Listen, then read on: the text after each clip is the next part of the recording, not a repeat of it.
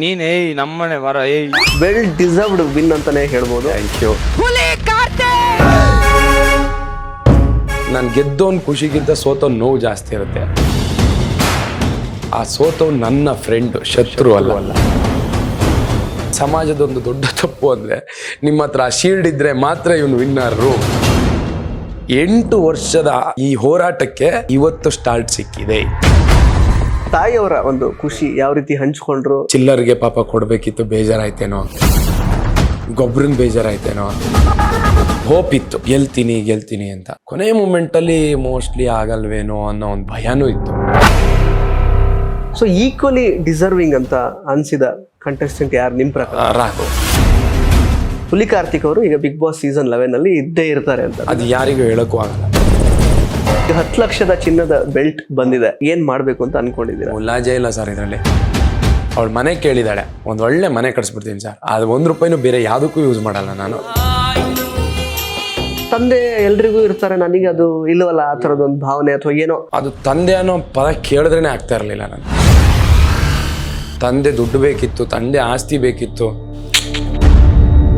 ಈಗ ನಾನು ಟಾಯ್ಲೆಟ್ ತೊಳಿತಾ ಇದ್ನಲ್ವಾ, ನನಗೆ ಆ ಟಾಯ್ಲೆಟ್ ನೋಡಿದಾಗ ಗೊತ್ತಾಗ್ತಿತ್ತು. ನಮಸ್ಕಾರ ಸ್ನೇಹಿತರೆ, ನ್ಯಾಷನಲ್ ಟಿವಿಯ ಈ ಒಂದು ವಿಶೇಷ ಸೆಗ್ಮೆಂಟ್ಗೆ ಸ್ವಾಗತ. ನಾನು ಸುಜಯರಾಜ್. ಸ್ನೇಹಿತರೆ, ನಿಮ್ಮೆಲ್ಲರ ಅಚ್ಚುಮೆಚ್ಚಿನ ಕಾಮಿಡಿ ಶೋ ಗಿಚ್ಚಿ ಗಿಲಿಗಿಲಿ ಪಾರ್ಟ್ 3 ಅಂದರೆ ಸೀಸನ್ 3 ನಿನ್ನೆ ಅಷ್ಟೇ ಸಮಾಪ್ತಿಗೊಂಡಿದೆ. ಸದ್ಯಕ್ಕೆ ಈ ಒಂದು ಸೀಸನ್ನ ವಿನ್ನರ್ ಆಗಿ ಹೊಸ ಅಭ್ಯರ್ಥಿ ಹೊರಹೊಮ್ಮಿದ್ದಾರೆ. ಅವರೇ ಹುಲಿ ಕಾರ್ತಿಕ್ ಅವರು. ಒಂದು ರೀತಿ ಪ್ರಜ್ಞಾವಂತ ಕಾಮಿಡಿಯನ್ ಅಂತ ಕೂಡ ಹೇಳ್ಬೋದು. ಬಿಕಾಸ್ ಸಾಕಷ್ಟು ವಿಷಯಗಳನ್ನು ಅವರು ಮಾತಾಡ್ತಾರೆ ತುಂಬ ಚೆನ್ನಾಗಿ, ಹಾಗೆಯೇ ಪುಸ್ತಕಗಳನ್ನು ಓದ್ತಾರೆ. ಸೊ ಹಾಗೆಯೇ ಒಂದು ರೀತಿ ಬ್ರಿಲಿಯಂಟ್ ಟೈಮಿಂಗ್ ಅಂತ ಕೂಡ ಹೇಳ್ಬೋದು, ಎಸ್ಪೆಷಲಿ ಹುಲಿ ಕಾರ್ತಿಕ್ ಅವ್ರ ಬಗ್ಗೆ. ಸದ್ಯಕ್ಕೆ ಈ ಒಂದು ಗಿಚ್ಚಿಗಿಲಿಗಿಲಿ ಸೀಸನ್ 3 ವಿನ್ ಆಗಿರುವಂತಹ ಅವರ ಒಂದು ಹರ್ಷದ ಒಂದು ಸಮಯದಲ್ಲಿ ನಾವು ಅವ್ರನ್ನ ಜೊತೆ ಕೂರಿಸ್ಕೊಂಡಿದ್ದೀವಿ. ಮಾತಾಡಿಸ್ತಾ ಹೋಗೋಣ ಬನ್ನಿ. ಹುಲಿ ಕಾರ್ತಿಕ್ ಅವರ ಕಾರ್ಯಕ್ರಮಕ್ಕೆ ಸ್ವಾಗತ. ಅಂಡ್ ಫಸ್ಟ್ಲಿ ಕಂಗ್ರಾಚುಲೇಷನ್ಸ್ ನಿಮಗೆ. Thank you so much. Well deserved win ಅಂತಾನೆ ಹೇಳ್ಬೋದು. Thank you. ನಾನು ಹೇಳ್ತಿರೋದಲ್ಲ, ಜನ ನೋಡಿದೆ ಒಂದು ಎಲ್ಲ ಕಮೆಂಟ್ ಅಲ್ಲೂ ವೆಲ್ ಡಿಸರ್ವ್. ಅಂದ್ರೆ ತುಂಬಾ ಜನ ನನಗೆ ಹೋದ್ಸರಿ ಸೆಕೆಂಡ್ ಸೀಸನ್ ಬರ್ದೇ ಇದ್ದಾಗ ಎಲ್ರು ಸಾರ್ ನಿಮ್ಗೆ ಬರ್ಬೇಕಿತ್ತು ಅಂದ್ರು. ನಾನು ಹೇಳಿದೆ ಇಲ್ಲಿರೋ, ನಾನು ಅದನ್ನೇ ಯಾವ್ದೋ ಇದ್ರಲ್ಲಿ ಹೇಳಿದೆ, ಇಲ್ಲಿರೋ ನಾವು ಅಷ್ಟು ಜನ ಕಲಾವಿದ್ರು ಈಕ್ವಲ್. ನಾನು ತುಂಬಾ ಸೆಲೆಬ್ರೇಟ್ ಮಾಡ್ತಾ ಇಲ್ಲ ಇದನ್ನ. ಯಾಕೆ ಸೆಲೆಬ್ರೇಟ್ ಮಾಡ್ತಾ ಇಲ್ಲ? ನನಗೆ ಯಾರ ಮನೆಗೆ ಬಂದ್ರೆ ಓಕೆ, ಆಚೆಗೆ ಹೋಗ್ತಾ ಇಲ್ಲ, ನಾನು ಎಲ್ಲಿ ಇದ್ ಮಾಡ್ತಾ ಇಲ್ಲ, ತುಂಬಾ ಅದನ್ನ ಇದೆಲ್ಲ ಮಾಡಲ್ಲ. ಯಾಕಂದ್ರೆ ನಾನು ಗೆದ್ದೋನ್ ಖುಷಿಗಿಂತ ಸೋತೋನ್ ನೋವು ಜಾಸ್ತಿ ಇರುತ್ತೆ. ಆ ಸೋತವ್ ನನ್ನ ಫ್ರೆಂಡ್, ಶತ್ರು ಅಲ್ಲ. ಸೋತಿರೋದು ನನ್ನ ಫ್ರೆಂಡು. ಸೊ ನಾನು ಸೆಲೆಬ್ರೇಟ್ ಮಾಡಿದ್ರೆ ಅವನಿಗೆ ಹರ್ಟ್ ಆಗುತ್ತೆ ಅನ್ನೋ ಕಾರಣಕ್ಕೆ ಸೆಲೆಬ್ರೇಟ್ ಮಾಡ್ತಾ ಇಲ್ಲ. ಅವನು ಗೆದ್ದಿದ್ದ ದಿವಸ ನಾವೆಲ್ಲ ಒಂದೊಂದ್ ದಿವಸ ಗೆಲ್ತೀವಿ, ಅವತ್ತೆಲ್ಲ ಸೇರ್ಕೊಂಡು ಸೆಲೆಬ್ರೇಟ್ ಮಾಡ್ತೀವಿ. ಸರ್, ಫ್ರೆಂಡ್ ಅಂದ್ರೆ ಪರ್ಟಿಕ್ಯುಲರ್ ಆಗಿ ಯಾರಿಗೆ ಹೇಳ್ತಿದ್ದೀರಾ ನೀವು? ಇವ್ರು ಅಂತಾರೆ ಕಂಟೆಸ್ಟೆಂಟ್ ಎಲ್ರು. ಯಾರು ಅಂತ ಹೇಳೋಣ, ಈಗ ಗೆದ್ದಿರೋದು ನಾನು ಮತ್ತೆ ಚಂದ್ರಪ್ರಭಾ, ಶಿವು. ಇನ್ನು ಉಳಿದಿದ್ದು ರನ್ನರ್ ಅಪ್, ಅದ್ ಬೇರೆ. ರನ್ನರ್ ಅಪ್ ವಿನ್ನರೇ ಅಲ್ವಾ? ಸೊ ನಾನು ಅದನ್ನ ಹೇಳ್ತಾ ಇದ್ದೀನಿ. ಸೊ ಹಂಗಾಗಿ ಅವ್ರೆಲ್ಲ ನಾವು ಗೆಲ್ತೀವಿ, ಎಲ್ಲ ಗೆದ್ದಿದ್ದಾರೆ. ಆದ್ರೆ ಯಾವಾಗ್ಲೂ ಈ ಸಮಾಜದೊಂದು ದೊಡ್ಡ ತಪ್ಪು ಅಂದ್ರೆ ನಿಮ್ಮ ಹತ್ರ ಶೀಲ್ಡ್ ಇದ್ರೆ ಮಾತ್ರ ಇವನು ವಿನ್ನರು. ಆ ತರ ಗುರ್ತಿಸುವ ವಿಧಾನನೇ ಹಿಂಗೆ. ಸೊ ಆ ಶೀಲ್ಡ್ ಎಲ್ಲರ ಹತ್ರ ಒಂದ್ ದಿವಸ ಬಂದ್ ಸೇರುತ್ತೆ. ಅವತ್ತು ನನಗೆ ಎಷ್ಟು ವಯಸ್ಸಾಗಿರುತ್ತೆ ಗೊತ್ತಿಲ್ಲ, ಅವ್ರಿಗೆ ಎಷ್ಟಾಗಿರುತ್ತೆ ಗೊತ್ತಿಲ್ಲ, ಬಟ್ ನಾವೆಲ್ಲ ಒಟ್ಟಿಗೆ ಇರ್ತೀವಿ. ಅವತ್ತು ಜೋರಾಗಿ ಸೆಲೆಬ್ರೇಟ್ ಮಾಡೋಣ. ಇದೇ ಕಾರಣಕ್ಕೆ ನಾನು ಆಕ್ಚುಲಿ ಪ್ರಜ್ಞಾವಂತ ಕಾಮಿಡಿಯನ್ ಅಂತ ಹೇಳಿದ್ದು. ಬಿಕಾಸ್ ದೊಡ್ಡವರು ತುಂಬಾ ಜನ ಇದ್ದಾರೆ ಆಲ್ರೆಡಿ, ಅಂದ್ರೆ ಕಾಮಿಡಿಯನ್ಸ್ ನಮ್ಮಲ್ಲಿ. ಬಟ್ ನಮಗೆ ಅಂದ್ರೆ ಹತ್ರಕ್ಕೆ ಅಂದ್ರೆ ಇನ್ ಪರ್ಸನ್ ಸಿಗುವಂತಹ ಕಾಮಿಡಿಯನ್ ಗಳಲ್ಲಿ ನೀವು ಒಬ್ರು. ಅಂಡ್ ಇತ್ತೀಚೆಗಷ್ಟೇ ಸಾಕಷ್ಟು ಸಂದರ್ಶನಗಳಲ್ಲಿ ಅಂದ್ರೆ ಬೇರೊಂದು ಮುಖ ಕೂಡ ನೋಡಿದ್ವಿ ನಾವು ಆಕ್ಚುಲಿ. ಸೊ 8 ವರ್ಷದ ಒಂದು ಏನು ಕಾಯುವಿಕೆ ಏನಿತ್ತಲ್ಲ, ಅದಕ್ಕೊಂದು ಒಳ್ಳೆ ಒಂದು ದಡ ಮುಟ್ಟಿದೀವಿ ಅಂದ್ರೆ ತಕ್ಕ ಮಟ್ಟಿಗೆ, ಇವತ್ತಿನ ಮಟ್ಟಿಗೆ. 8 ವರ್ಷದ ಈ ಹೋರಾಟಕ್ಕೆ ಇವತ್ತು ಸ್ಟಾರ್ಟ್ ಸಿಕ್ಕಿದೆ. ಇದು ಸ್ಟಾರ್ಟ್. ಯಾಕೆ ಈ ಪ್ರಶಸ್ತಿ ಅನ್ನೋದು ಬಂತು ಅಂದ್ರೆ ನಿಮ್ಮನ್ನ ಸ್ಟಾಪ್ ಮಾಡಕ್ಕಲ್ಲ, ನಿಮ್ಮನ್ನ ಸ್ಟಾರ್ಟ್ ಮಾಡಕ್ಕೆ. ಈ ಪ್ರಶಸ್ತಿಯ ಹುಚ್ಚು ಇನ್ನಷ್ಟು ಪ್ರಶಸ್ತಿನ ಗೆಲ್ಲೋ ಹುಚ್ಚಾಗ್ಬೇಕು. ಇವಾಗ ಗಿಚ್ಚಿಗಿಲಿ ಗೆದ್ದಿದ್ದೀನಿ, ಇಲ್ಲಿ ಮುಗ್ಸೋದಲ್ಲ, ಇನ್ನೇನೋ ಟಾರ್ಗೆಟ್ ಇಟ್ಕೊಬೇಕು, ಅದರಿಂದ ಆಚೆಗೇನೋ ಟಾರ್ಗೆಟ್ ಇಟ್ಕೊಬೇಕು. ಅದು ಇಕ್ಕೊಂಡು ಈ ಒಂದು ಪ್ರಶಸ್ತಿ ಸಾಕು ಅಂದ್ರೆ ಮೋಸ್ಟ್ಲಿ ಯಾರೂ ಸಾಧನೆ ಮಾಡಕ್ಕೆ ಆಗ್ತಾ ಇರ್ಲಿಲ್ಲ. ಸ್ಕೂಲ್ ಪ್ರತಿಭಾ ಕಾರಂಜಿಲೆ ಯಪ್ಪ ನಂಗೊಂದು 3rd ಪ್ರೈಸ್ ಸಿಕ್ಬಿಡ್ತಪ್ಪ ಸಾಕಪ್ಪ ಅಂದಿದ್ರೆ ಇವತ್ತು ಗಿಚ್ಚಿ ಗಿಲಿ ಫಸ್ಟ್ ಪ್ರೈಸ್ ಹೊಡೆಯಕ್ ಆಗ್ತಾ ಇರ್ಲಿಲ್ಲ ಅನ್ಸುತ್ತೆ. ಅಲ್ವಾ? ಎಲ್ಲಾ ಪ್ರಶಸ್ತಿಗಳು ಆ ಕ್ಷೇತ್ರದ ಸ್ಟಾರ್ಟ್. ನನಗೂ ಇದು ಸ್ಟಾರ್ಟು. ಈ ಸ್ಟಾರ್ಟ್ಗೆ ತುಂಬಾ ಕಿಕ್ ಹೊಡೆದಿದ್ದೀವಿ. ಈ ಒಂದು ಸ್ಟಾರ್ಟ್ಗೆ 8 ವರ್ಷದಿಂದ ಕಿಕ್ಕು ಹೊಡೆದು ನಮ್ಮ ಗಾಡಿ ಇವತ್ತು ಸ್ಟಾರ್ಟ್ ಆಗಿದೆ. ಸೊ ಇಲ್ಲಿಂದ ತುಂಬಾ ರೆಸ್ಪೆಕ್ಟ್ ಆಗಿ ಕೆಲಸ ಮಾಡಬೇಕು. ಸರ್, ಈಗ ಮನೆ ಅಂತ ಮಾಡಿದ್ರೆ ನೀವು ಆಕ್ಚುಲಿ ನಿಮ್ಮ ಊರಲ್ಲೇ, ನಿಮ್ಮ ಹಳ್ಳಿಯಲ್ಲೇ ಮಾಡೋದು ಅಂತ ಹೇಳಿದ್ರೆ ಆಕ್ಚುಲಿ, ಬಟ್ ಇದು ರೆಂಟೆಡ್ ಹೌಸ್ ನಾವು ಇರೋದಿಲ್ಲ. ಸೊ ಈಗ 10 ಲಕ್ಷದ ಚಿನ್ನದ ಬೆಲ್ಟ್ ಬಂದಿದೆ. ಸೊ ಏನ್ ಮಾಡ್ಬೇಕು ಅಂತ ಅನ್ಕೊಂಡಿದ್ದೀರಾ? ಮುಲಾಜೆ ಇಲ್ಲ ಸರ್ ಇದ್ರಲ್ಲಿ. ನಮ್ಮಮ್ಮ ಇವತ್ತವರೆಗೆ ಏನೂ ಕೇಳಿಲ್ಲ. ನಾನು ಸಂಬಳದಲ್ಲಿ ನಂಗೆ ಸಂಬಳ ಎಷ್ಟು ಬರ್ತದ ಅಂತಾನೂ ಕೇಳಿಲ್ಲ. ಅವಳ ಮನೆ ಕೇಳಿದಾಳೆ, ಒಂದ್ ಒಳ್ಳೆ ಮನೆ ಕಟ್ಸ್ಬಿಡ್ತೀನಿ ಸರ್, ಅದು 1 ರೂಪಾಯಿನೂ ಬೇರೆ ಯಾವ್ದಕ್ಕೂ ಯೂಸ್ ಮಾಡಲ್ಲ ನಾನು ಊರಲ್ಲಿ. ಅಂದ್ರೆ ಇವೆಲ್ಲವೂ ಅವಳ ತಾಳ್ಮೆಯಿಂದನೇ ಸಾಧ್ಯ ಆಗಿದ್ದು. ಈ ಎಲ್ಲ ಪ್ರಶಸ್ತಿಗಳು, ಈ ಎಲ್ಲ ಪ್ರಶಂಸೆಗಳು, ಈ ಎಲ್ಲ ಸನ್ಮಾನಗಳು ಅವಳ ಪರವಾಗಿ ನಾನು ಮಾಡಿಸ್ಕೊಂತ ಇದ್ದೀನಿ ಅಷ್ಟೇ.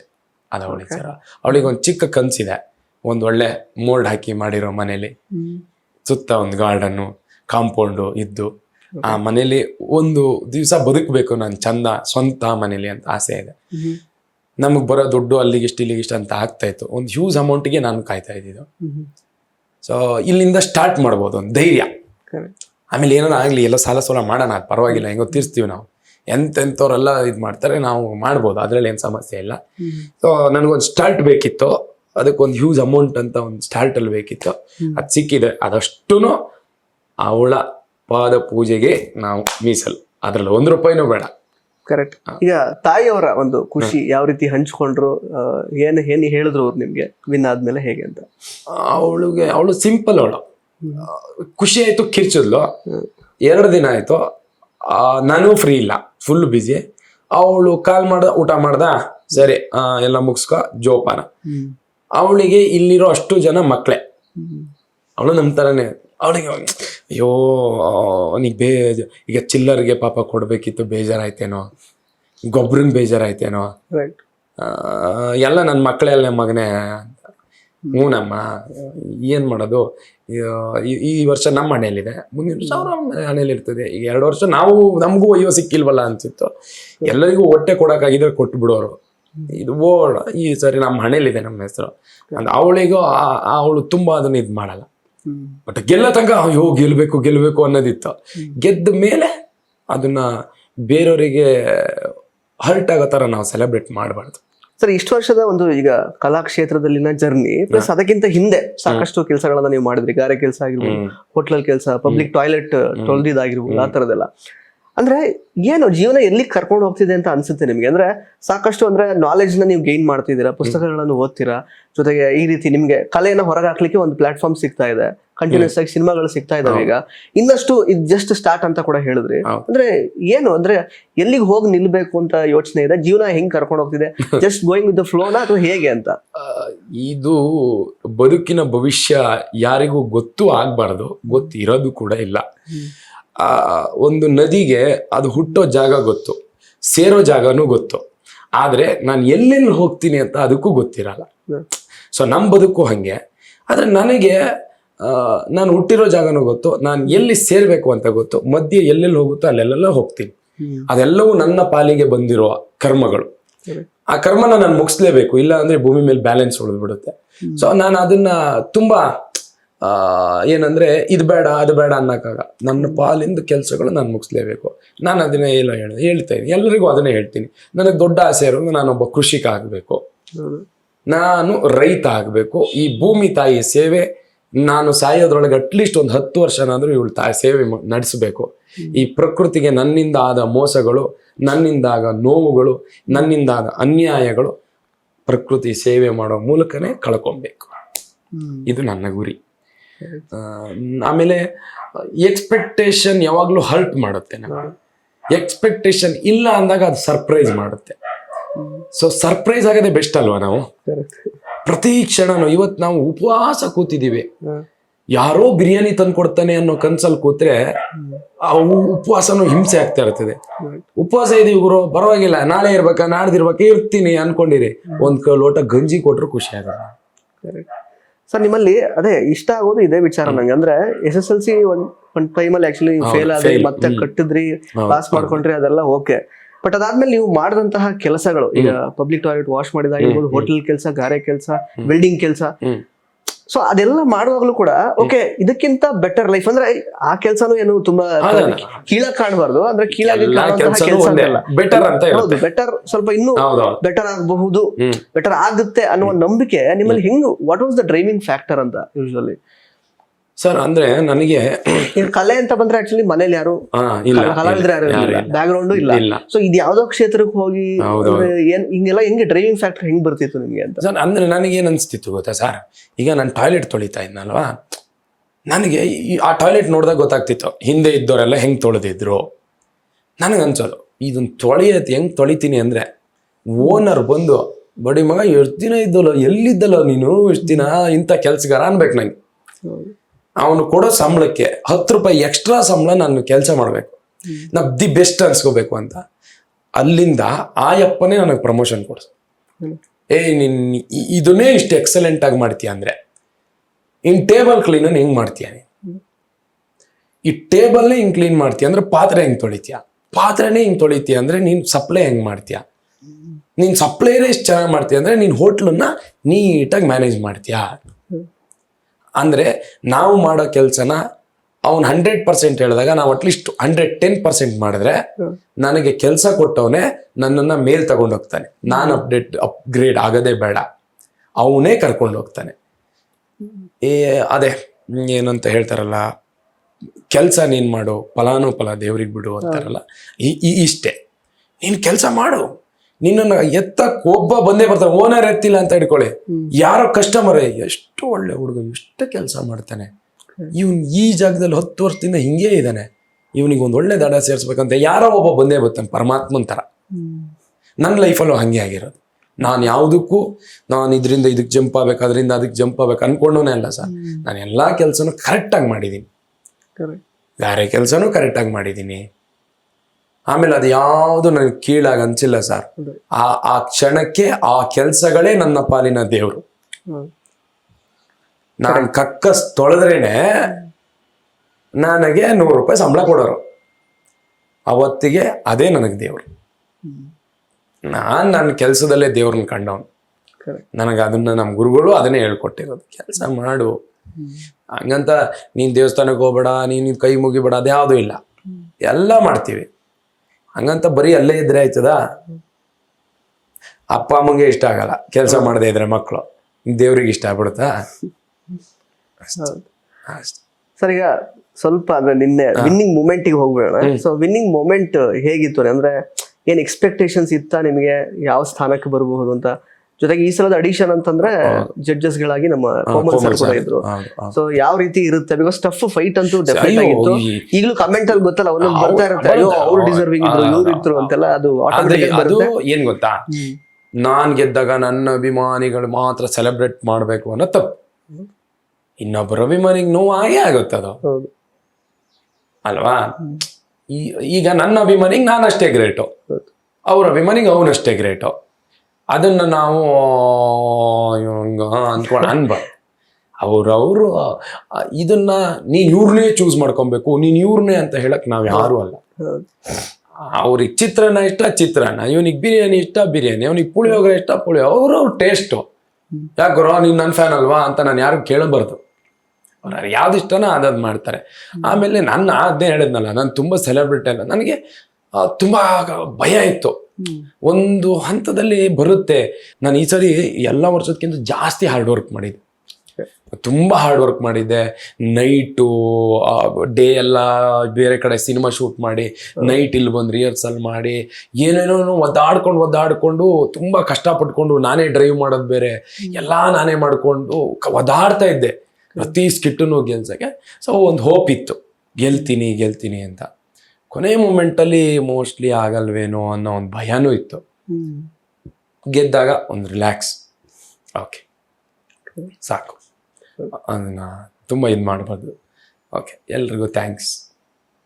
ಈಗ ತಾಯಿಯವ್ರನ್ನ ಯಾವಾಗ ನೋಡೋಕೆ ಹೋಗ್ತಾ ಇದ್ದೀರಾ?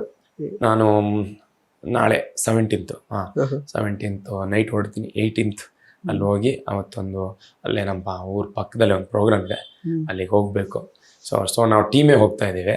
ನಮ್ಮ ಮನೆಗೆ ಹೋಗಿ ನಮ್ಮ ಅಮ್ಮನ ಜೊತೆ ಇದ್ದು ಒಂದೊಳ್ಳೆ ಪಾರ್ಟಿ ಮಾಡಿ ಆಮೇಲೆ ಬರಬೇಕು. ಅದಾದ್ಮೇಲೆ ಒಂದು ವಾರ ಹೋಗ್ತೀನಿ ಅಮ್ಮನ ಜೊತೆ. ಅಮ್ಮ ಅದೇ ಹೇಳ್ತಾ ಇದ್ರು, ನೀನು ಅಲ್ಲಿ ಬಿಸಿ ಮಾರೆ, ಎಲ್ಲೂ ತಿರ್ಗಕ್ಕಾಗಲ್ಲ, ಮನೇಲಿ ಇದ್ದಿದ್ದು ಬೇಜಾರಾಗಿದೆ, ಒಂದು ಟ್ರಿಪ್ ಹೋಗ್ಬೇಕು. ಸರಿ ಬರ್ತೀನಿ ತಡಿ, ಒಂದು ವಾರ ಎಲ್ಲರೂ ಪುರ್ಸೋದ್ ಮಾಡ್ಕೊಂಡ್ ಬಂದ್ಬಿಡ್ತೀನಿ ಅಂತ. ಕರೆಕ್ಟ್. ಇನ್ನು ಅದೇ ಈಗ ವಿನ್ ಆದಾಗ್ಲಿಂದ ಹೆಂಗ್ ಬರ್ತಾ ಇದೆ ರೆಸ್ಪಾನ್ಸಸ್ಗಳೆಲ್ಲ? ತುಂಬಾ ರೆಸ್ಪಾನ್ಸು. ಏನಂದ್ರೆ ನಿನ್ನೆ ಟೆಲಿಕಾಸ್ಟ್ ಆದಲ್ಲಿಂದ ಇನ್ಸ್ಟಾಗ್ರಾಮ್ ಬ್ಲಾಸ್ಟ್ ಆಗೋ ರೇಂಜಿಗೆ ಮೆಸೇಜ್ ಬರ್ತಾ ಇದೆ. ಸೊ ನನಗೇನಂದ್ರೆ ನನ್ನ ಫ್ಯಾನ್ಸಿಗೆಲ್ಲ ರಿಪ್ಲೈ ಮಾಡಕ್ ನನಗೆ ಸಖತ್ ಖುಷಿ. ಎಲ್ಲರಿಗೂ ಥ್ಯಾಂಕ್ ಯು ಅಂತ ರಿಪ್ಲೈ ಟೈಪ್ ಮಾಡಿ ಮಾಡಿ ಮಾಡಿ ನಿನ್ನೆ 3 ಗಂಟೆ ತನಕ ರಿಪ್ಲೈ ಮಾಡಿದ್ದೀನಿ. ಆಮೇಲೆ ಮಲ್ಕೊಂಡ್ಬಿಟ್ಟೆ, ಸುಸ್ತಾಯ್ತು. ಬೆಳಗ್ಗೆ ಮತ್ತೆ 8 ಗಂಟೆಗೆ ಎದ್ದು ಮಧ್ಯಾಹ್ನ 1 ಗಂಟೆ ತನಕ ರಿಪ್ಲೈ ಮಾಡಿದ್ದೀನಿ. ಇನ್ನೂ ಸಾವಿರಾರು ಮೆಸೇಜ್ ಇದೆ. ಯಾರಿಗಾರ ರಿಪ್ಲೈ ಇನ್ನೂ ಬಂದಿಲ್ಲ ಅಂದ್ರೆ ಒಂದು ವಾರದ ಮೇಲಾದ್ರೂ ಬರುತ್ತೆ ರಿಪ್ಲೈ. ಅಟ್ಲೀಸ್ಟ್ 15 ದಿನದೊಳಗಂತೂ ಬಂದೇ ಬರುತ್ತೆ. ಯಾಕಂದ್ರೆ ಅದು ತುಂಬಿಕೊಂಡಿದೆ. 1,000 2,000 ಇಲ್ಲ ಅಲ್ಲಿ. ನನ್ನ ಪ್ರಕಾರ ಒಂದು 10,000 15,000 ಮೇಲೆ ಮೆಸೇಜ್ ಇದಾವೆ. ಎಲ್ಲರಿಗೂ ರಿಪ್ಲೈ ಮಾಡ್ತೀನಿ. ಸೊ ನನಗೆ ಮಾಡಿ ಯಾರು ಚಿಂತೆ ಮಾಡಬೇಡಿ, ನಾನು ಎಲ್ರಿಗೂ ರಿಪ್ಲೈ ಮಾಡ್ತೀನಿ. ನಾನು ಅನ್ನ ತಿನ್ನೋದೇ ನಿಮ್ಮಿಂದ, ನಿಮ್ಮ ಹತ್ರ ಮಾತಾಡದೆ ಇನ್ಯಾರ ಹತ್ರ ಮಾತಾಡೋಣ. ಸೊ ಮಾಡ್ತೀನಿ. ಅದು ತುಂಬ ಪಾಪ ಎಲ್ಲರೂ ವೆಲ್ ಡಿಸರ್ವ್ ಸಾರ್. ತುಂಬ ಖುಷಿ ಆಯ್ತು.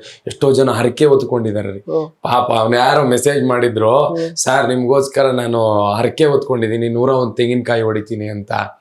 ಸರ್ ಪಾಪ ರಾತ್ರಿ ಒಬ್ರು 11 ಗಂಟೆಗೆ ಫೋಟೋ ಕಳಿಸಿದ್ರು, ದೀಪ ಎಲ್ಲ ಹಚ್ಚಿ ದೇವರಿಗೆ ಕಾಯಿ ಎಲ್ಲ ಇಟ್ಟು ಪೂಜೆ ಮಾಡಿದ. ಅವ್ರ ಋಣ ಎಲ್ಲ ತೀರ್ಸಕ್ಕೂ ಆಗಲ್ಲ. ಮೊದ್ಲೇ ಜಂಜಾಟದ ಜೀವನ ಅಂದ್ರೆ ನಮ್ಮದೇ ಏನೇನೋ ಇರುತ್ತೆ ಆಕ್ಚುಲಿ, ಕಮಿಟ್ಮೆಂಟ್ಸ್ ಅದು ಇದು ಅಂತ. ಅಂತದ್ರಲ್ಲಿ ಟಿವಿಲಿ ಆ ಟೈಮಲ್ಲಿ ನೋಡಿ ಇನ್ನೊಬ್ರಿಗೆ ಒಳ್ಳೇದಾಗಬೇಕು ಅಂತ ಅನ್ಕೊಳ್ತಾರಲ್ಲ ಅವರು. ಯಾಕೆ ಅವ್ರ ಅರ್ಕೆ ಹೊತ್ಕೊಬೇಕು ನನಗೋಸ್ಕರ? ಅದೆಲ್ಲ ನೋಡಿದ್ರೆ ಖುಷಿ ಆಗುತ್ತೆ. ಪುಣ್ಯ ಮಾಡಿದೀವಿ ನಾವು ಅನ್ನಕ್ಕಿಂತ ನಮ್ಮ ಪೂರ್ವಜರು, ನಮ್ಮ ತಾಯಿ ತಂದೆ, ನಮ್ಮ ಅಜ್ಜ ಅಜ್ಜಿ ಇವರೆಲ್ಲ ಪುಣ್ಯ ಮಾಡಿದ್ದಾರೆ. ಪಾಪ ಅವ್ರು ಪುಣ್ಯ ಮಾಡ್ಬಿಟ್ಟು ಅವ್ರ ಕಷ್ಟ ಅನುಭವಿಸಿ ನಮ್ಗೆ ಅದನ್ನೆಲ್ಲ ಕೊಟ್ಟಿದ್ದಾರೆ ನೋಡಿ. ನಮ್ದಲ್ಲ ಇದು. ಅವರು ಅವ್ರು 1 ಹೊತ್ತು ಗಂಜಿ ತಿಂದು 4 ಜನಕ್ಕೆ ಒಳ್ಳೇದು ಬಯಸ್ಕೊಂಡು, ಯಾರಿಗೂ ಮಾಡಿದೆ ಎಲ್ರಿಗೂ ಒಳ್ಳೇದು ಬಯಸ್ಕೊಂಡಿದ್ದಕ್ಕೆ ಇವತ್ತು ನಮಗೆ ಜನ ಒಳ್ಳೇದು ಬಯಸ್ತಾರೆ. ಹೇಳಿ. ಇಲ್ಲ, ನಾವು ಮಾಡಿದ ಪುಣ್ಯ ನಮ್ಮ ಮಕ್ಕಳಿಗೆ, ನಮ್ಮ ತಂದೆ ತಾಯಿ ಮಾಡಿದ್ ನಮ್ಗೆ. ನಾವಿವತ್ತು ನಾನು ಏನ್ ಮಾಡಿದ್ರು ನಡೆಯುತ್ತೆ ಬಿಡ ಅಂತ ಗಾಂಚಲಿ ಮಾಡ್ತೀವಲ್ಲ. ಇಲ್ಲ, ಹೌದು ನೀನ್ ಚೆನ್ನಾಗಿರ್ತೀಯ, ನಮ್ಮ ಮಕ್ಕಳು ಚೆನ್ನಾಗಿರಲ್ಲ. ಅದನ್ನ ನೋಡಿ ಅನುಭವಿಸ್ತೀವಲ್ಲ ಸಾಯೋ ಟೈಮಲ್ಲಿ ನಾವು. ಅದು ತುಂಬಾ ಹಿಂಸೆ ಆಗಲ್ಲ. ಅದಕ್ಕೆ ಅದು ಆದಷ್ಟು ಒಳ್ಳೇದ್ ಮಾಡ್ಕೊಂಡಿರ್ಬೇಕು. Correct sir. ನೀವೀಗ ಕಾಂಪಿಟೇಷನ್ ಬಗ್ಗೆ ನಾವು ಆಗ್ಲೇ ಮಾತಾಡ್ತಾ ಇದ್ವಿ. ಸೊ ಈಕ್ವಲಿ ಡಿಸರ್ವಿಂಗ್ ಅಂತ ಅನ್ಸಿದ ಕಂಟೆಸ್ಟೆಂಟ್ ಯಾರು ನಿಮ್ ಪ್ರಕಾರ, ಅಂದ್ರೆ ವಿನ್ ಆಗೋದಕ್ಕೆ, ಈ ಟೈಟಲ್ ವಿನ್ ಆಗೋದಕ್ಕೆ? ರಾಘವ್ ಅಂಡ್ ಚಿಲ್ಲರ್, ಮಂಜು ಪೌಗಡ, ವಿನೋದ್ ಗೊಬ್ರಗಾಲ, ಇಷ್ಟು ಜನ ಇನ್ನು ಸಿಕ್ಕಿದೆ. ನಾವು ಇಷ್ಟು ಜನ ನಮ್ಮ ತುಕಾಲಿ ಸಂತನು ಇದ್ದಾನೆ ಪಾಪ, ಅವನು ಇದ್ದಾನೆ. ಇಷ್ಟು ಜನವಂತೂ. ಇನ್ನು ಹುಡುಗಿರಲ್ಲಿ ಪಾಪ ಮಾನಸ ಇನ್ನೊಬ್ರು, ಅವಳು ಎಕ್ಸಲೆಂಟ್ ಆಕ್ಟರ್. ಅವಳು ತುಂಬಾ ಒಳ್ಳೆ ನಟಿ. ಅವಳು ನಾವು ಇಷ್ಟು ಜನನು ಸೀನಿಯರ್ಸ್ ಅಂತ ಏನಿದೀವಿ ಇದ್ರಲ್ಲಿ ನನ್ಕಿನ್ನ ಹೆಚ್ಚೇ ಇದಾರೆ ಬಿಡಿ. ಅವರು ನಮ್ ಗೆರೆ ಚೆನ್ನಾಗಿತ್ತು ಈ ವರ್ಷ. ಅವ್ರು ನಮ್ಗಿನ ಒಳ್ಳೆ ಆರ್ಟಿಸ್ಟ್ ನಾನು ಹೇಳ್ತೀನಿ, ಅದ್ರಲ್ಲಿ ಏನಿಲ್ಲ. ಅವರು ಡಿಫ್ರೆನ್ಸಿಯೇಷನ್ ಅಂದ್ರೆ ಕೆಲವೊಂದಷ್ಟು ಮೆಸೇಜ್ ಬರುತ್ತಲ್ಲ, ಅಂದ್ರೆ ಓಕೆ ಫಸ್ಟ್ ಲೈಕ್ ಟೈಟಲ್ ವಿನ್ನರ್ಗೆ ಅಂದ್ರೆ ಆಕ್ಟರ್ ಕ್ಯಾಟಗರಿನ ಕನ್ಸಿಡರ್ ಮಾಡಿದ್ದಾರೆ. ಸೆಕೆಂಡ್ ಟೈಟಲ್ ಅಂದ್ರೆ ರನ್ನರ್ ಅಪ್ ಗೆ ಆಕ್ಚುಲಿ ಆತರ ನಾನ್ ಆಕ್ಟರ್ ಕ್ಯಾಟಗರಿ.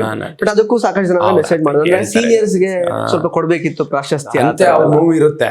ಇಲ್ಲೇನಂದ್ರೆ ಒಬ್ರು ನಾನ್ ಆರ್ಟಿಸ್ಟ್, ಒಬ್ರು ಈಗ ನಾನ್ ಆರ್ಟಿಸ್ಟ್ ಆದ್ರೆ ಆಬ್ವಿಯಸ್ಲಿ ಆರ್ಟಿಸ್ಟ್ ಗೆಲ್ಲಲ್ವಾ. ನಾನ್ ಆರ್ಟಿಸ್ಟ್ ಸಪೋರ್ಟ್ ಮಾಡಕ್ ಒಂದ್ ಬೇಕಲ್ಲ ಅಂತ ಅದನ್ನ ಇಟ್ಟಿದ್ದಾರೆ. ಅದು ಅವ್ರ ತಪ್ಪಲ್ಲ. ಆಮೇಲೆ ಇಲ್ಲಿ ಒಂದಿಷ್ಟು ಲೆಕ್ಕಾಚಾರ ಹಾಕ್ತಾರೆ. ಹೆಂಗಂದ್ರೆ ಈಗ ನಾನು ಮತ್ತೆ ಶಿವು ಜಾಸ್ತಿ ಗೆಟಪ್ ಹಾಕ್ತಿವಿ, ವೆರೈಟೀಸ್ ಕ್ಯಾರೆಕ್ಟರ್. ಈ ತರ ನಾನು ಯಾವತ್ತೂ ಹೋಗೇ ಇಲ್ಲ ಸ್ಟೇಜ್ ಮೇಲೆ. Variety variety variety variety variety. So ಒಂದೊಂದು ಹುಲಿ ಕ್ಯಾರೆಕ್ಟ್ರು, ಸಿಂಹ, ಇದೆಲ್ಲ ಮಾಡಿದಾಗ ಬಾಡಿ ಎಲ್ಲ ಹೆವಿ ಪೇಂಟ್ ಹಾಕ್ಸ್ಕೊಂಡು ಬೆಳಗ್ಗೆಯಿಂದ ನಿಂತ್ಕೊಬೇಕು. ಅದೆಲ್ಲದೂ ಲೆಕ್ಕಾಚಾರಕ್ಕೆ ಬರುತ್ತೆ. ಸೊ ಅದೆಲ್ಲ ಹಂಗಂತ ಅವ್ರೇನೋ ಇಷ್ಟು ಜನನ ಸಾಕಿ ಬೆಳೆಸಿರೋ ಕಲರ್ಸ್ಗೆ ಯಾರನ್ನ ಹೆಂಗೆ ಇದು ಮಾಡೋಕಂತ ಗೊತ್ತಿರುತ್ತೆ ಅವ್ರಿಗೆ. ಮತ್ತೆ ಅದೆಲ್ಲ ನೋಡಿದ್ದಾರೆ. ಸೊ ಬಟ್ ಅದೇ ಎಲ್ಲರೂ ವೆಲ್ ಡಿಸರ್ವ್. ಇದರಲ್ಲಿ ಅವನು ಇವನು ಕಾರ್ತಿಕ್ ಅಲ್ಲ, ಎಲ್ಲರೂ ಡಿಸರ್ವ್. ಸರ್ ಈಗ ಕಲರ್ಸ್ ಕನ್ನಡ ಕಲರ್ಸ್ ಕನ್ನಡನೇ ನನ್ನ ತಂದೆ ಅನ್ನೋ ತರ ಒಂದು ಸ್ಟೇಟ್ಮೆಂಟ್ ಅನ್ನು ನೀವು ಕೊಟ್ಟಿದ್ರಿ. ಅಂದ್ರೆ ಬಿಕಾಸ್ ಬದುಕು ಕೊಟ್ಟಿದ್ದು colours Kannada channel almost 8 years ಇಂದ ಆ ತರದೆಲ್ಲ. ಜೊತೆಗೆ ಈಗ ಬಿಗ್ ಬಾಸ್ ಸೀಸನ್ 10 ಆದ್ಮೇಲೆ ಆಲ್ಮೋಸ್ಟ್ 8 ತಿಂಗಳು 8 months ನಮ್ಗೆ ಆಕ್ಚುಲಿ ನೀವು ಎಂಟರ್ಟೈನ್ ಮಾಡಿದೀರಾ ಆಲ್ಮೋಸ್ಟ್. ಸೊ ಈಗ 8 ತಿಂಗಳ ಒಂದು ಇಷ್ಟು ಜರ್ನಿ ಮುಗಿದೋಗಿದೆ. ಸೊ ಅದನ್ನ ಎಷ್ಟು ಮಿಸ್ ಮಾಡ್ತೀರಾ ಅಂತ? ತುಂಬಾ ಮಿಸ್ ಮಾಡ್ತೀವಿ. ಎಷ್ಟು ಮಿಸ್ ಅಂದ್ರೆ ಎಲ್ಲ ಟೆನ್ಷನ್ ಆದ್ರೆ ಪಾರಿಗೆ ಪಬ್ಬಿಗೆ ಇದಕ್ಕೆಲ್ಲ ಹೋಯ್ತಾರಲ್ಲ, ನಮ್ ರಿಲ್ಯಾಕ್ಸ್ ಅನ್ನೋದು ನಮ್ಗೆ ಖುಷಿ ಅಂತ ಇರೋದೆ ಅಲ್ಲಿ ಹೋಗಿ ರಿಹರ್ಸಲ್ ಮಾಡ್ತೀವಲ್ಲ. ನಾವಿಷ್ಟು ಜನ ಸೇರ್ತೀವಿ, ಅವನ್ನ ರೇಕ್ಸು ಇವನ್ನ ರೇಕ್ಸು ಅವಳನ್ನ ರೇಕ್ಸು, ಆ ಸ್ಕಿಟ್ ಕಟ್ಟೋ ಪ್ರೋಸೆಸ್ಸು ನೀವು ಎಷ್ಟು ನೋಡಿ ನಗ್ತಿರೋ ಗೊತ್ತಿಲ್ಲ. ಆದ್ರೆ ನಾವು ಕಟ್ಟೋ ಪ್ರೋಸೆಸ್ ಅಲ್ಲಿ ನಗ್ತೀವಲ್ಲ, ಅದು ನಮ್ಮ ವಯಸ್ಸನ್ನೇ ನಾವು ಜಾಸ್ತಿ ಮಾಡ್ಕೊಂತೀವಿ. ಅಷ್ಟು ಮಜಾ ಇರುತ್ತೆ. ಸೊ ಅದನ್ನ ಮಿಸ್ ಮಾಡ್ಕೊಂತೀವಿ. ಶ್ರುತಿ ಅಮ್ಮ, ಆಮೇಲೆ ಸಾಧು ಸರ್ ಕೀಟ್ಲೆ, ಕೋಮಲ್ ಸರ್ ಕೌಂಟ್ರು, ಶ್ರುತಿ ಮೇಡಮ್ ಪ್ರೀತಿ ಅವರಿಗೆ ನಾವೆಲ್ಲ ಮಕ್ಕಳ ತರ ಅವ್ರನ್ನ ಮಿಸ್ ಮಾಡ್ಕೊಂತೀವಿ. ನಿರಂಜನ ತರಲೆ ಅದು ಮಿಸ್ ಮಾಡ್ಕೊಂತೀವಿ.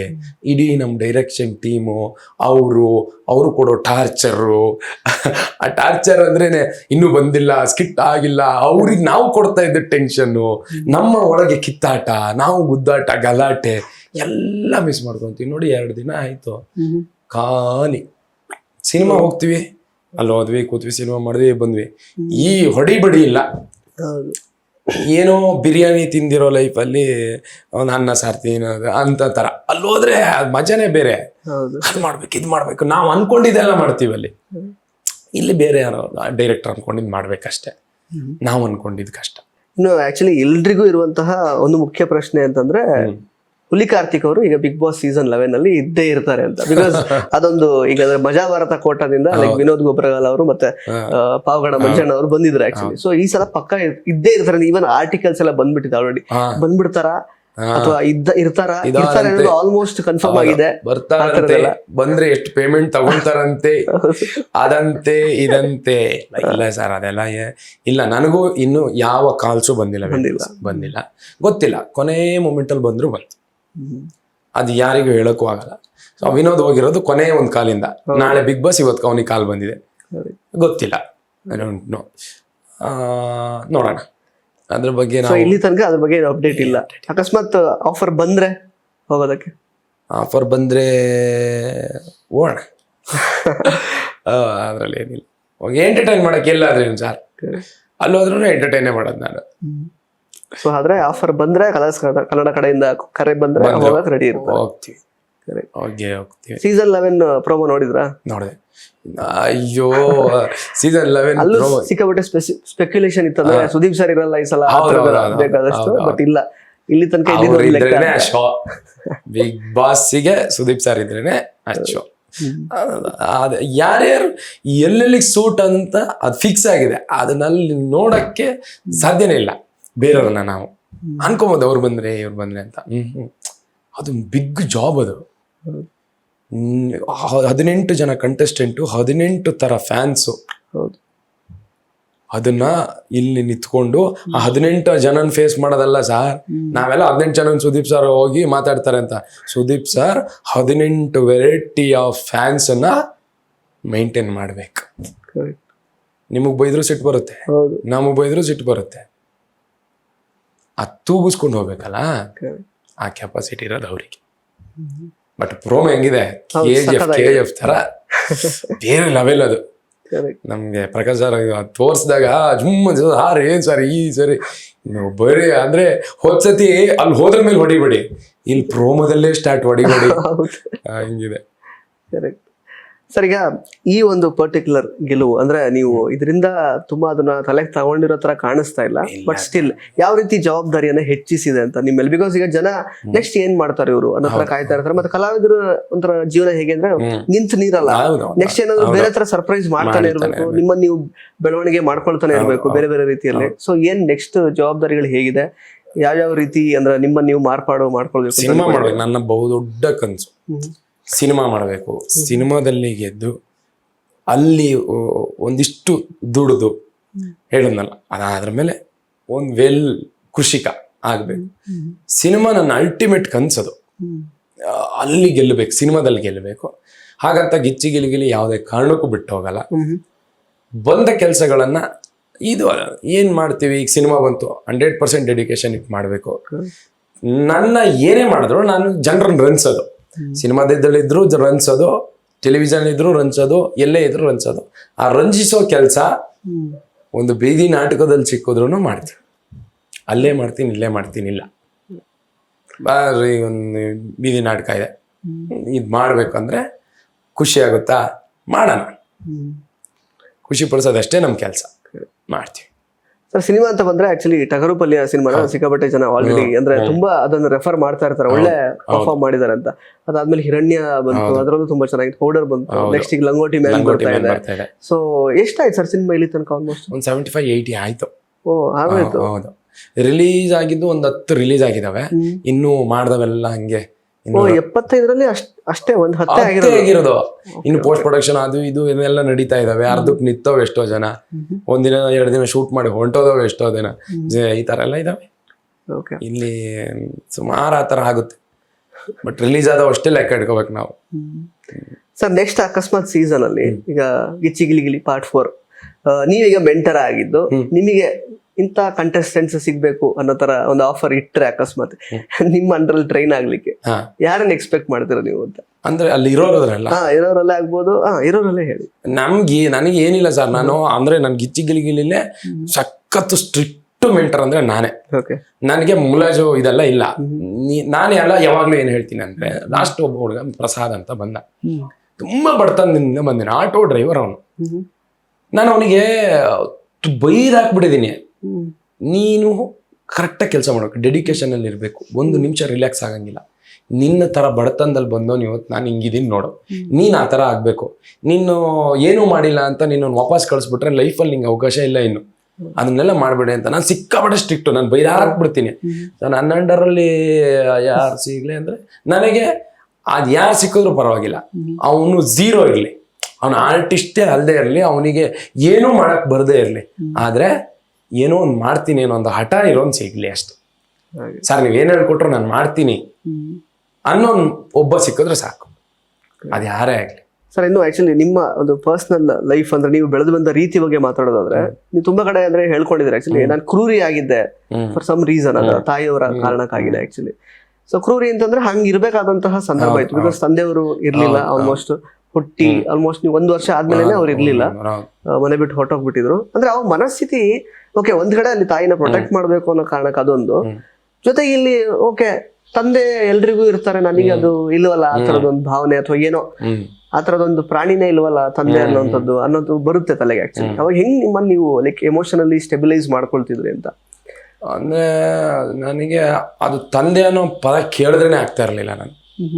ನನ್ಗೆ ಇವತ್ತಿಗೂ ಬೇಕಿತ್ತು ಅನ್ಸ್ಲೇ ಇಲ್ಲ. ಮೋಸ್ಟ್ಲಿ ಅದು ಬೇಕಿತ್ತು ಅನ್ಸಿದ್ರೆ ಯಾವತ್ತಾದ್ರೂ ನಾನು ನನ್ನ ತಾಯಿಗೆ ಮಾಡೋ ಅತ್ಯಂತ ದೊಡ್ಡ ಮೋಸ ಅನ್ಸುತ್ತೆ. ಯಾಕಂದ್ರೆ ನಮ್ಮ ತಾಯಿ ಯಾವತ್ತು ತಂದೆ ಸ್ಥಾನ ತುಂಬೋದ್ರಲ್ಲಾಗ್ಲಿ ತಾಯಿ ಸ್ಥಾನ ತುಂಬೋದ್ರಲ್ಲಾಗ್ಲಿ ಮೋಸನೇ ಮಾಡಿಲ್ಲ.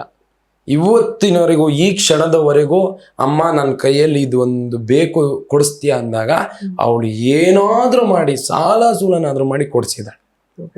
ಅಕಸ್ಮಾತ್ ತಂದೆ ಇದ್ದಿದ್ರೆ ಮೆಟ್ಟಲ್ ಹೊಡೆದ್ ಮಗನೇ ತೀಗ ಮುಚ್ಕೊಂಡು ಕೂತ್ಕೊ ಅಂದವನು, ಅಂದೇ ಬಿಡೋನೆ, ನಿನಗೆ ಯಾವಾಗ ಏನು ಕೊಡಿಸ್ಬೇಕು ನನಗೆ ಗೊತ್ತು, ಕೂತ್ಕೊ ಅನ್ನೋನು.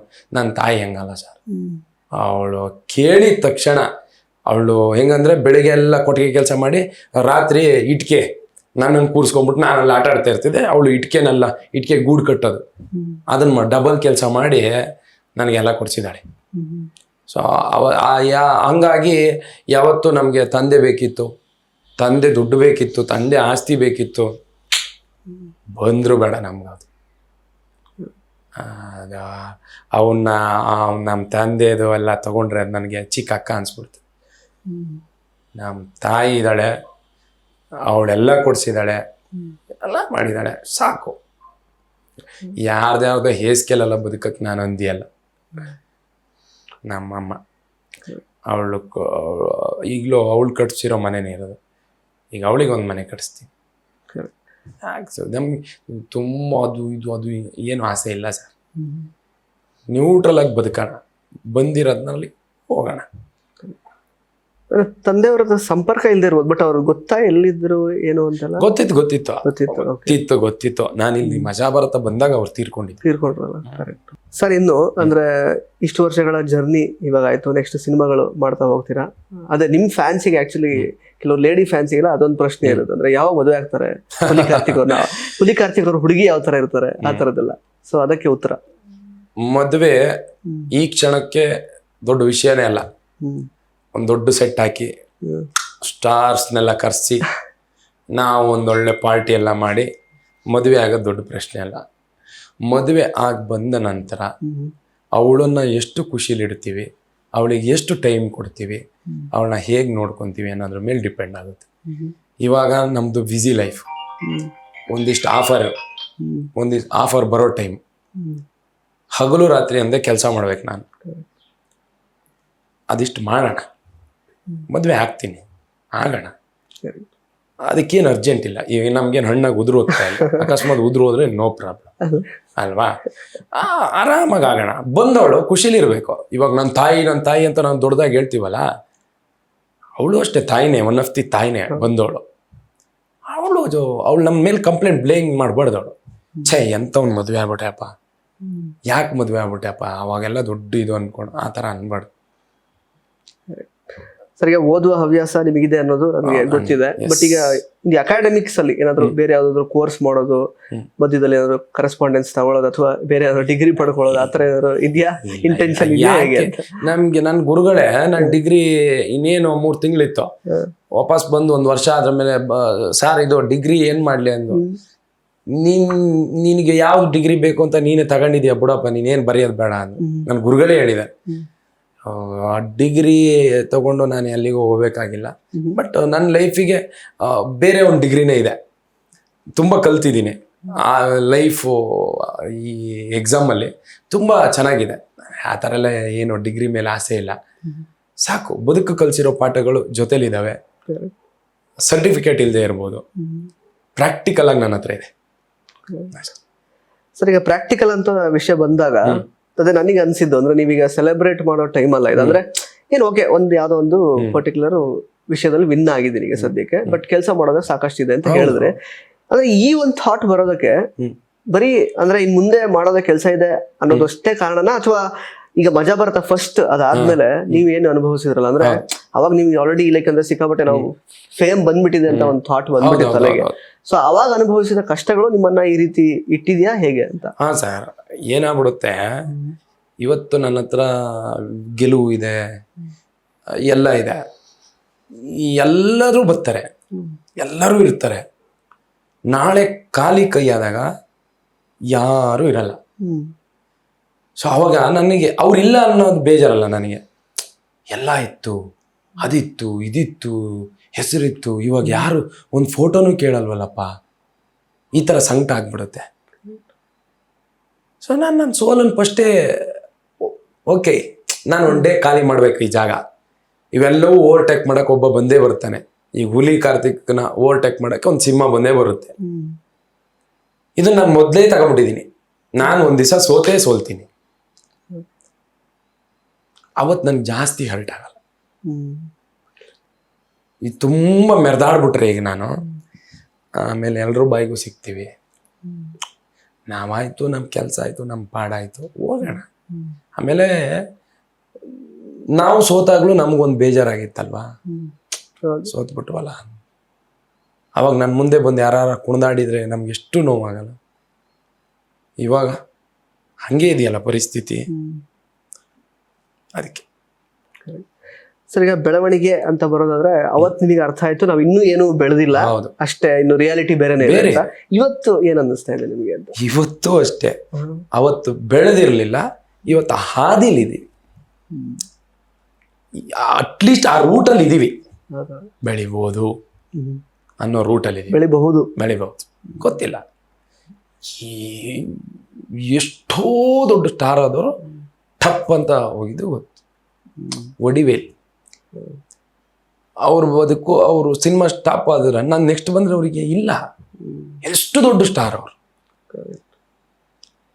ಇವಾಗಲೂ ಓಕೆ, ಬಟ್ ಅವಾಗ ಹೆಂಗಿದ್ರು ಇವಾಗ ಹೆಂಗಿದೆ ಅಂಥವ್ರಿಗೆ ಅಂಥದ್ದೆಲ್ಲ ಆದಾಗ ತುಂಬ ಜನ ಆರ್ಟಿಸ್ಟ್ ಇದ್ದಾರೆ ಆ ಥರ. ಎಕ್ಸಾಂಪಲ್ಗೆ ನಿಮಗೆ ತುಂಬ ಜನ ಇದ್ದಾರೆ. ಸೊ ನಾವು ಗೊತ್ತಿದ್ದು ಸುಟ್ಕೊಂಬಿಡ್ದೆ ಅವತ್ತು. ಕೆಲಸ ಮಾಡೋಣ ಸರ್. ಈಗ ಸೀಸನ್ ಮುಗಿದ ಆದ್ಮೇಲೆ ಯಾವ್ಯಾವ ತರ ಅಂದ್ರೆ ಸಿನಿಮಾ ಆಫರ್ಸ್ಗಳು ಬಂದಿದೆ? ಜಾಸ್ತಿ ದಿನ ಆಗಿಲ್ಲ, ನಿನ್ನೆ ಅಷ್ಟೇ ಅನೌನ್ಸ್ ಆಗಿರೋದು. ಯಾವ ರೀತಿ ಇದೆ ಅವಕಾಶಗಳು, ಅಥವಾ ಏನು ಅಂದ್ರೆ ಕಾರ್ಯಕ್ರಮಗಳಿಗೆ ಕರಿತಾ ಇರ್ತಾರೆ ಕೆಲವೊಂದಿಷ್ಟೆಲ್ಲ, ಅದೆಲ್ಲ ಹೆಂಗಿದೆ? ಎಲ್ಲ ಚೆನ್ನಾಗಿದೆ ಸರ್. ಎಲ್ಲ ಅಂದ್ರೆ ಇದು ಅದೇ ನಿನ್ನೆ ಇವತ್ತು ಮಧ್ಯಾಹ್ನ ಅಷ್ಟೇ ಆಗಿರೋದು. ಇನ್ನು ಒಂದಿನ ಆಗಿದೆಯಾ? ಸೊ ಒಂದಿನ ಅಷ್ಟೇ ಆಗಿರೋದು. ಬರ್ತಾ ಇದಾವೆ ಫೋನ್ಸ್ ಎಲ್ಲ ಬರ್ತಾ ಇದಾವೆ. ಪರವಾಗಿಲ್ಲ, ನಿಧಾನಕ್ಕೆ ಆಗ್ಲಿ ಸರ್. ಈ ಫಾಸ್ಟ್ ಆಗೋದೆಲ್ಲ ಆಕ್ಸಿಡೆಂಟ್, ಸ್ಲೋ ಆಗ್ಲಿ, ಕಾಯೋಣ. ಕೆಲಸ ಇದೆ, ಇದು ಆಗಕ್ಕಿಂತ ಮುಂಚೆಯಿಂದನೂ ಕೆಲಸ ಇದೆ, ಮಾಡ್ತಾ ಇದೀವಿ. ಅದ್ರ ಜೊತೆ ಒಂದೊಂದು ಹೂ ಪೋಣಿಸ್ತಾ ಹೋಗ್ಬೇಕಷ್ಟೆ, ಒಂದು ಹಾರ ಆಗ್ಬೇಕದು. ಗೆದ್ದ ತಕ್ಷಣ ನನಗೆ ಎಲ್ಲ ಮೂವಿಗಳು ಅಂತ ಬರುವ ಹಂಗಿರೋ ಎಲ್ಲ ಇರಲ್ಲ. ಇವನು ಕಾರ್ತಿಕ್ ಗೆಲ್ತಾನ ಇಲ್ಲ ಅಂತ ಯಾರು ಕತೆ ಬರ್ಕೊಂಡು ಕೂತಿರಲ್ಲ. ಗೆದ್ರೆ ಫೋನ್ ಮಾಡೋಣ, ಇರಲ್ಲ. ನಾನು ಯಾವ ಪಾತ್ರಕ್ಕೆ ಶೂಟ್ ಆಗ್ತೀನೋ, ನನ್ನನ್ನು ಗೆದ್ದಾಗ ಮಾತ್ರ ಹುಲಿ ಕಾರ್ತಿಕ್ ಅಂತ ಯಾರು ನೋಡಿರಲ್ಲ. ಮೊದಲಿಂದನೂ ನೋಡಿರ್ತಾರೆ. ನನಗಂತ ಒಂದು ಪಾತ್ರ ಬರೆದಿರ್ತಾರೆ. ಸಮಯ ಸಂದರ್ಭ ಬಂದಾಗ ಕಾಲ್ ಮಾಡ್ತಾರೆ. ಸರ್, ಇದು ಕಾಮಿಡಿಯನ್ನು ಹೊರತುಪಡಿಸಿ ಬೇರೆ ತರ ಫುಲ್ ಕಂಪ್ಲೀಟ್ಲಿ ವಿಲನಿಶ್ ಶೇಡ್ ಅಂದ್ರೆ ಒಂದ್ರಲ್ಲಿ ಆಲ್ರೆಡಿ ಮಾಡಿದಿರ ಈಗ, ಬಟ್ ಕಂಪ್ಲೀಟ್ಲಿ ವಿಲನ್ ಶೇಡ್ ಅಲ್ಲಿ ಆ ತರ ಎಲ್ಲ ಪಾತ್ರ ಮಾಡ್ಬೇಕು, ಬೇರೆ ಅಂತ ಇದೆಯಾ? ನಾನು ನಮ್ಮ ಕೋಮಲ್ ಸರ್ ಹತ್ರ ಅದನ್ನೇ ಮಾತಾಡ್ತಿದ್ದೀನಿ. ಸಾರ್, ನನ್ಗೊಂದು ವಿಲನ್ ಮಾಡಿಸಿ ಸಾರ್, ವಿಲನ್ ಮಾಡ್ಬೇಕು, ನಂಗೆ ಅದಿಷ್ಟ. ಈ ಕಾಮಿಡಿ ಮಾಡೋಣ, ನಿಮ್ಗೊಂದು ವಿಲನ್ ಆಯ್ತು ಹೇಳ್ತೀನಿ, ವಿಲನ್ ಮಾಡ್ಬೇಕು ಅಂತ ಆಸೆ ಅಷ್ಟೇ. ಸರ್, ಸಾಧು ಸರ್ ಆಗಿರ್ಬಹುದು, ಕೋಮಲ್ ಸರ್ ಆಗಿರ್ಬಹುದು, ಶ್ರುತಿ ಮೇಡಮ್ ಏನಂತ ಹೇಳಿದ್ರು ನಿಮಗೆ ಪರ್ಸನಲ್ ಆಗಿ ವಿನ್ ಆದ್ಮೇಲೆ ಅಂತ? ಅವರಿಗೆ ಎಲ್ರೂ ಒಂದೇ ಮಕ್ಕಳು. ಅವರಿಗೆ ನಾನು ಹೆಚ್ಚು ಅವ್ರು ಹೆಚ್ಚು ಅಂತ ಏನಿಲ್ಲ. ಪ್ರತಿ ಸಲನೂ ಅವರಿಗೆ ಒಬ್ಬನಿಗೆ ಪ್ರೈಸ್ಗೂ ಫಸ್ಟ್ ಪ್ಲೇಸ್ ಕೊಡೋಕ್ಕಿಂತ ಅಲ್ಲೆಲ್ಲ ಕೂತಿರ್ತೀವಲ್ಲ, ಸುಮ್ಮನೆ ಕೂತಿರ್ತಾರಲ್ಲ, ಅವ್ರನ್ನ ಸಮಾಧಾನ ಮಾಡೋದೇ ಅವ್ರಿಗೆ ದೊಡ್ಡ ವಿಷಯ. ಗೆದ್ದವನಿಗೆ ಗೆದ್ದ ಖುಷಿ ಇರುತ್ತೆ, ಅವನ್ನ ಯಾರು ಏನು ಮಾಡೋದು ಬೇಡ, ಅವನು ಆರಾಮಾಗಿರ್ತಾನೆ. ಸೋತವ್ರನ್ನ ಸಮಾಧಾನ ಮಾಡಬೇಕು. ಆ ಕೆಲಸನ ಅವ್ರು ತುಂಬ ನೀಟಾಗಿ ಮಾಡ್ತಾರೆ, ಯಾರಿಗೂ ಬೇಜಾರು ಮಾಡಲ್ಲ. ಸೊ ನಾನು ಗೆದ್ದಾಗಲೂ ತುಂಬ ಖುಷಿಯಾದರು. ಮೆಸೇಜ್ ಕೂಡ ಮಾಡಿದರು, ಶ್ರುತಿ ಮೇಡಮ್ಮು ತುಂಬ ಖುಷಿಯಾಗಿರು, ಒಳ್ಳೇದಾಗಲಿ, ನಿಮಗೆ ಮುಂದೆ ಇನ್ನೂ ಒಂದು ಒಳ್ಳೆ ಜೀವನ ಸಿಗುತ್ತೆ. ಅವ್ರಿಗೆ ನನ್ನ ಮೇಲೆ ತುಂಬ ಪ್ರೀತಿ. ಅದನ್ನು ಅದೇ ಜಡ್ಜಸ್ ಆಗಿ ಏನು ಮಾಡ್ಬೇಕಂತ ಮಾಡಿ. Correct sir. ಆಕ್ಚುಲಿ ಅದೇ ನೀವು ಬಂದಿರುವ ಹಣವನ್ನ ಏನ್ ಮಾಡ್ತೀರಾ ಅಂತ ಹೇಳಿದ್ರಿ. ಬಟ್ ಈಗ ಫಸ್ಟ್ ವಜಾವರ್ಧ ಆದ್ಮೇಲೆ ಏನೆಲ್ಲ ಹಣ ಬಂದಿತ್ತು ಅವಾಗ ಸ್ವಲ್ಪ ಅಷ್ಟು ಇನ್ನು ತಿಳುವಳಿಕೆ ಇರ್ಲಿಲ್ಲ, ಅದೆಲ್ಲ ಬೇಗ ನೀವು ಖರ್ಚು ಮಾಡ್ಕೊಂಡ್ಬಿಟ್ರಿ. ಬಟ್ ಈಗ ಇದನ್ನೆಲ್ಲ ಈಗ ಹಣ ಈಗ 10 lakhs ಅಲ್ಲಿ ಇವಾಗ ಸ್ವಲ್ಪ ಕಷ್ಟನೇ ಇಲ್ಲ. ಸೊ ಎಲ್ಲ ಅದಕ್ಕೆ ಹಾಕ್ಬಿಟ್ರೆ ಏನಂದ್ರೆ ಸೇವಿಂಗ್ಸ್ ಅಥವಾ ಏನಾದ್ರು ಬ್ಯಾಂಕ್ ಅಲ್ಲಿ ಇಡೋದು, ಅಥವಾ ಅದಕ್ಕೆ ಹೇಗ್ ಮಾಡ್ತೀರಾ, ಏನ್ ಪ್ಲಾನ್ ಮಾಡ್ತೀರಾ ಅಂತ? ಸೇವಿಂಗ್ಸ್ ಅಲ್ಲ, ಅದಕ್ಕೆಲ್ಲ ಬೇರೆ ಈಗ ಸಿನಿಮಾ ಇದಾವೆ, ದುಡಿತಾ ಇರ್ಬೇಕು, ಕಂಟಿನ್ಯೂಸ್ ದುಡಿತಾ ಇರ್ಬೇಕು. ಈಗ 10 ಲಕ್ಷ ಬಂದಿದೆ ಅಂತ ನಾನು ಇಂಡಸ್ಟ್ರಿ ಬಿಟ್ಟು ಹೋಗಾಯ್ತದ? ಹಿಂಗ ಹೋಗೋಣ ಖಾಲಿ ಅದು. ಇದು ನನ್ನ ಮನೆಗೆ ಸ್ಟಾರ್ಟ್ಅಪ್ ಅಷ್ಟೇ. ಈಗ ಒಂದು ಪಾಯ ಹಾಕ್ಸ್ಬೇಕಾ, ಪಾಯ ಒಂದು 5 ಲಕ್ಷ ಬೇಕಾ, ಪಾಯ ಒಂದು ಹಾಕ್ಸ್ಬಿಟ್ರೆ ಪಾಯ ಹಾಕ್ಸಿದೆ ಗೋಡೆ ಕಟ್ಟನ, ಎಲ್ಲಿಂದನೋ ಅದೊಂದು ಸ್ಟಾರ್ಟ್ ಮಾಡೋದಷ್ಟೇ. ಅದು ಈ ಮನೆ ಇದೆಲ್ಲ ನೀವು ಸ್ಟಾರ್ಟ್ ಮಾಡಿದ್ಮೇಲೆ ಆರಾಮ್ಸೆ ಆಗ್ತಾ ಹೋಗುತ್ತೆ. ಎಲ್ಲಿಂದನೋ ದುಡ್ಡು ಬರ್ತಾ ಹೋಗುತ್ತೆ. ದೇವ್ರು ಅಲ್ಲಿ ಗಂಟ ಏನು ತೊಂದರೆ ಇಲ್ಲ. ಆಮೇಲೆ ನಮ್ಗೆ ಸಂಬಳ ಕೊಟ್ಟಿದ್ದಾರೆ ಇವರು, ಏನು ಪುಕ್ಷಟೆ ದುಡಿಸ್ಕೊಂಡಿಲ್ಲ, ಸಂಬಳ ಕೊಟ್ಟಿದ್ದಾರೆ. ಇನ್ನು ಈಗ ಆಲ್ಮೋಸ್ಟ್ 8 ತಿಂಗಳು ಆದ್ಮೇಲೆ ಈಗ ಸದ್ಯಕ್ಕೆ ಬಿಗ್ ಬಾಸ್ ಬಂದ್ರೆ ಮತ್ತೆ ಅದ್ರಲ್ಲಿ ಬಿಸಿ ಆಗ್ತೀರಾ, ಅದು ಗೊತ್ತಿಲ್ಲ ಇನ್ನು ಆಫರ್ ಹೇಗೆ ಅಂತ. ಸಿನಿಮಾಗಳು ಕಂಟಿನ್ಯೂಸ್ ಬಿಸಿ ಆಗ್ಬಿಡ್ತೀರಾ.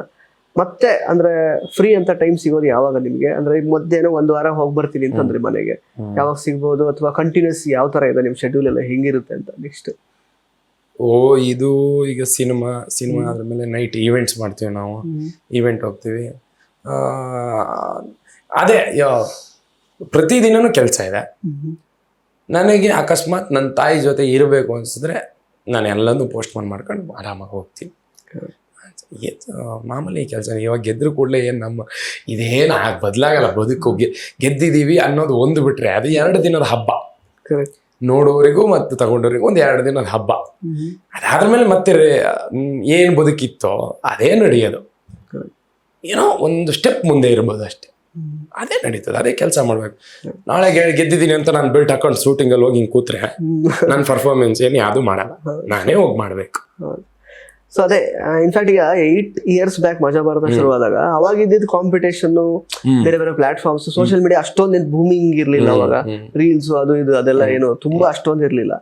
ಈಗ ಗೊತ್ತಲ್ಲ ರೀಲ್ಸ್ ಇಂದ ಬಂದವರೇ ಸಿಕ್ಕಾಬಟ್ಟೆ, ಯಾಕಂದ್ರೆ ಸೀರಿಯಲ್ ಮಾಡಿದವರು ಇದಾರೆ, ಸಿನಿಮಾ ಮಾಡೋ ಹಂತಕ್ಕೆ ತಲುಪಿದವರು ಇದಾರೆ ಕೆಲವರೆಲ್ಲ.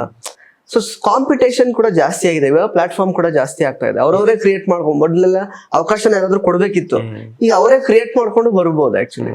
ಸೊ ಹೆಂಗ್ ಇದನ್ನ ಕಾಂಪಿಟೇಷನ್ ಅಂತ ನೋಡ್ತೀರಾ ನೀವು, ಹೆಂಗೆ ಅಂತ? ಅದೆಲ್ಲ ಏನ್ ಕಾಂಪಿಟೇಷನ್ ಅಲ್ಲ.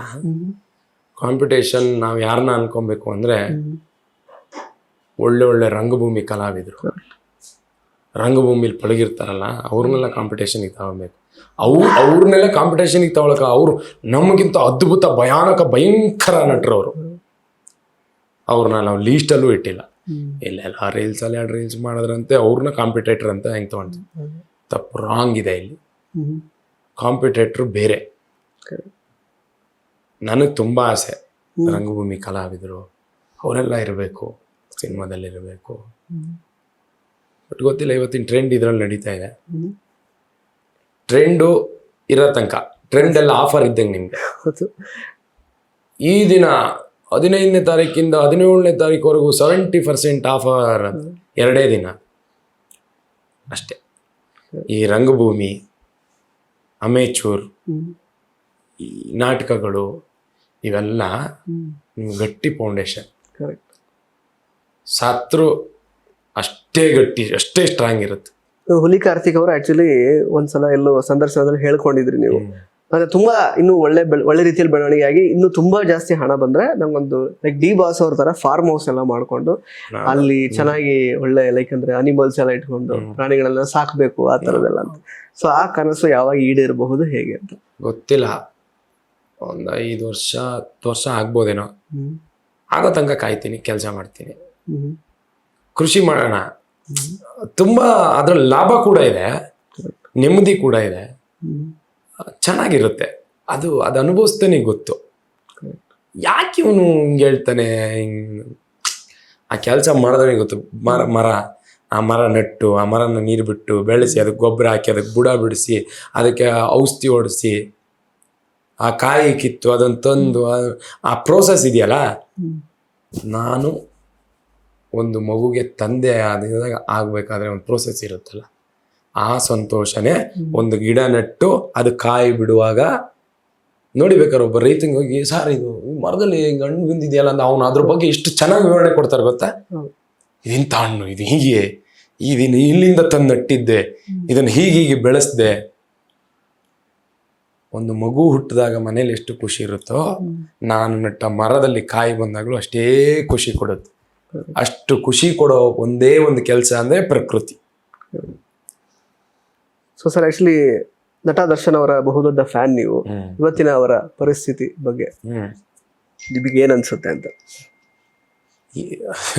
ನಾನು ಎಲ್ಲ ಕಡೆ ಮಾತಾಡಿದ್ದೀನಿ. ಮೋಸ್ಟ್ಲಿ ನಮಗೆ ಇದು ಗಿಚ್ಚಿಗಿರಿ ವಿನ್ ಆದಾಗ ಬಾಸ್ ಇದ್ದಿದ್ರೆ ಮಾತಾಡಿಸ್ತಾ ಇದ್ದೀರಿ ಅನ್ಸುತ್ತೆ. Miss you boss. ಪರವಾಗಿಲ್ಲ, ಒಳ್ಳೇದಾಗುತ್ತೆ ಎಲ್ಲವೂ. ಗಡಿಯಾರದ ಮುಳ್ಳೆ ನಿತ್ತಲೇ ಇರಲ್ಲ, ಸೂರ್ಯ ನಿತ್ತಲೇ ಇಲ್ಲ, ಪ್ರಕೃತಿ ತಿರುಗ್ತಾ ಇದೆ. ಎಲ್ಲವೂ ಮುಗಿಸಿ ಆಚೆಗೆ ಬಂದೇ ಬರ್ತಾರೆ. ಯಾರೇನೇ ಮಾಡಿದ್ರು, ಏನೇ ಹೇಳಿದ್ರು, ಅವ್ರ ಅಭಿಮಾನಿಗಳು ಅವ್ರ ಜೊತೆ ಇರ್ತಾರೆ. ಅವ್ರು ಮಾಡಿರೋ ಪುಣ್ಯ ಅವ್ರನ್ನ ಕಾಪಾಡುತ್ತೆ. ಸರ್, ಮುಂಚೆ ಯಾವ್ದಾದ್ರು ಭೇಟಿ ಆಗೋ ಸಂದರ್ಭ ಬಂದಿತ್ತಾ? ಇನ್ ಪರ್ಸನ್ ಯಾವ್ದಾದ್ರು ಭೇಟಿ ಆಗಿದ್ದೀರಾ? ಅದೇ ಟಗರುಪಲ್ಲೆ ಟೈಮಲ್ಲಿ, ಆ ಟೈಮಲ್ಲಿ ಭೇಟಿ ಆಗಿದ್ವಿ. ಬಿಟ್ರೆ ಅದೇನಿಲ್ಲ. ನಾವು ಅದಕ್ಕೆ ತುಂಬ ಖುಷಿಲಿದ್ದೀವಿ ಅವ್ರು ನೋಡಿರೋದು. ಎಲ್ಲರೂ ಒಳ್ಳೇದಾಗುತ್ತೆ, ಆಗಲೇಬೇಕು. ಒಳ್ಳೆಯವ್ರಿಗೆ ಒಳ್ಳೇದಾಗೇ ಆಗುತ್ತದು. ಸೊ ಕಾಯ್ತೀವಿ, ಎಲ್ಲರೂ ಕಾಯ್ತೀವಿ. ಭಗವಂತ ಇದನ್ನು ಏನು ಮಾಡೋಕ್ಕಾಗುತ್ತೆ? ಎಲ್ಲರೂ ಮಾತಾಡೋರು ಮಾತಾಡಲಿ, ನೋಡೋಣ. ಯಾರು ನಾನು ಎಲ್ರಿಗೂ ಹೇಳೋದಷ್ಟೇ, ನಾವು ಯಾವಾಗ ಅದನ್ನು ನೀವೇನೋ ಹೇಳಿದಾಗ ನಾನು ಅದಕ್ಕೆ ಇನ್ನೊಂದು ಹೇಳಿದ್ರೆ ಅದು ಬೆಂಕಿ ಜಾಸ್ತಿ ಆಗುತ್ತೆ. ಒಂದು ಸ್ಮೈಲಲ್ಲಿ ಎಲ್ಲವೂ ಮುಗಿದೋಗುತ್ತೆ. ಸರಿ. ಎಸ್. ಸೊ ಸಾಕಷ್ಟು ವಿಷಯಗಳನ್ನ ಮಾತಾಡಿದ್ವಿ ಹುಲಿ ಕಾರ್ತಿಕ್ ಅವ್ರ ಜೊತೆಗೆ. ಸೊ ಸಾಕಷ್ಟು ವಿಷಯಗಳನ್ನ ಹಂಚ್ಕೊಂಡ್ರಿ. ಇನ್ನಷ್ಟು ಗೆಲುವುಗಳು ನಿಮ್ದಾಗ್ತಾ ಹೋಗ್ಲಿ. ಸೊ ಇದು ಬೇರೆ ಸಾಕಷ್ಟು ಗೆಲುವಿಗೆ ಇದೊಂದು ಸ್ಟಾರ್ಟ್ ಅಷ್ಟೇನೆ. ಸೊ ಒಳ್ಳೇದಾಗ್ಲಿ ನಿಮ್ಗೆ. ಸೊ ಇಷ್ಟು ಸಮಯ ನಮಗೋಸ್ಕರ ಕೊಟ್ಟು ಮಾತಾಡಿದಕ್ಕೆ ಧನ್ಯವಾದಗಳು. ಕೊನೆಯದಾಗಿ ನಾನು ಹೇಳೋದೇನಂದ್ರೆ, ಪಾಪ ಯಾರು ಗೊತ್ತಿಲ್ಲದೆ ಗೊತ್ತಿರೋರು, ಅಣ್ಣ ತಂಗಿ ಅಕ್ಕ ತಮ್ಮ ಎಂತದೆ ಎಲ್ಲರೂ ವೋಟ್ ಮಾಡಿದ್ದಾರೆ ನನಗೆ. ಸೊ ವೋಟ್ ಮಾಡಿರೋ ಪ್ರತಿಯೊಬ್ಬರಿಗೂ ಥ್ಯಾಂಕ್ ಯು. ನಾನು ಕನ್ಸ್ಕೊಂಡಿದ್ನೋ ಇಲ್ಲೋ ಗೆಲ್ಲಬೇಕು ಅಂತ, ಅವರೆಲ್ಲರೂ ಕನ್ಸ್ಕೊಂಡಿದ್ದಾರೆ. Thank you so much. ನನಗೋಸ್ಕರ ನೀವು ದೇವರ ಹತ್ರ ಪ್ರೇಯರ್ ಮಾಡಿದ್ದು ಈ ಎಲ್ಲ ಋಣನ ನಾನು ತೀರ್ಸೋದಕ್ಕೆ ಸಾಧ್ಯನೂ ಇಲ್ಲ, ಅದನ್ನು ತೀರ್ಸೋಕ್ಕೂ ನಾನು ಹೋಗೋದೂ ಇಲ್ಲ. ಅದು ನನ್ನ ಸಾಲ ಹಾಗೆ ಇರ್ಬೇಕು. ಆವಾಗಲೇ ನಾನು ಯಾವಾಗಲೂ ಹೀಗಿರಕ್ಕೆ ಸಾಧ್ಯ. ತೀರಿಸ್ಬಿಟ್ರೆ ನಾನು ತೀರಿಸ್ಬಿಟ್ಟೆ ಅಂತ ಹಿಂಗಾಗ್ಬಿಡ್ತೀನೇನೋ. ಭಗವಂತನ ಹತ್ರ ಎಲ್ಲ ಕೇಳ್ಕೊಂಡಿದ್ದೀರ. ಕೊನೆಯದಾಗಿ ನನಗೆ ಅಹಂಕಾರನೂ ಬರದೇ ಇರಲಿ ಅಂತಲೂ ಕೇಳ್ಕೊಳ್ಳಿ. ನಾನು ಅದನ್ನೇ ಕೇಳ್ಕೊಳ್ಳೋದು. ನನ್ನ ಕೆಲಸ ಅಷ್ಟೇ ನನಗೆ ಇಂಪಾರ್ಟೆಂಟ್. ಇದು ಯಾವುದೋ ಇದು ಮ್ಯಾಟ್ರ್ ಆಗಲ್ಲ. ಯಾವತ್ತಿಗೂ ಹೀಗೆ ಇರ್ತೀನಿ. ಇಷ್ಟು ದಿನ ನಿಮ್ಮ ಜೊತೆ ಹೇಗೆ ಮಾತಾಡಿದ್ದೀನೋ ಇನ್ನು ಮೇಲೂ ಹಾಗೆ ಮಾತಾಡ್ತೀನಿ. ಹೇಳಿದ್ನಲ್ಲ, ಇದು ಸ್ಟಾರ್ಟ್. ಕೊನೆ ತನಕ ಜೊತೆಲಿರಿ, ಜೊತೆಲೇ ಇರೋಣ. Thank you so much. Thank you ಹುಲಿ ಕಾರ್ತಿಕ್ ಅವರೇ. All the best. Thank you. ಸ್ನೇಹಿತರೆ, ಇದಿಷ್ಟು ಹುಲಿ ಕಾರ್ತಿಕ್ ಅವರ ಮಾತುಗಳಾಗಿತ್ತು. ಮತ್ತೆ ಭೇಟಿ ಆಗ್ತಾ ಇರೋಣ. ಧನ್ಯವಾದ.